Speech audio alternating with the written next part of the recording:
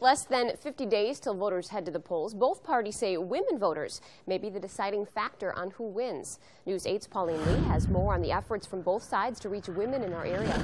Well, the female vote has always been important, mainly because women are generally more likely to vote than men.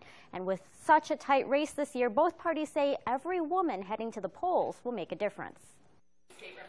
It's crunch time for both parties to remind people, particularly women, to head to the polls. Because it's important, because it's my right, and because it's the only way I have something to say. Marcia Wine of Onalaska is one of a dozen women who gathered at the La Crosse County Democratic headquarters to lend her support for the Wisconsin Coalition of Women for Obama. Democrats have historically done well with women, and the party chair hopes the female vote on social issues like education and health care will continue the party's traditional advantage. Women do watch and women do vote, and they vote about family issues. They vote about what is important to them.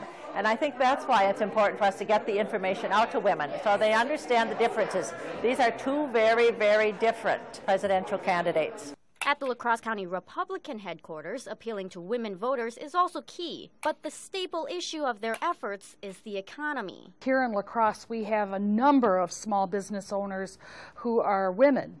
And, you know, when you have overregulation that is constant and taxes, you know, that really does hit the bottom line of profit. And with less than 50 days until voting day, both parties know every woman who heads to the polls will help. Women will be the deciding factor. You know, with the numbers that we have, and it has been talked about for months and months and months ongoing, that women's vote will be the deciding factor.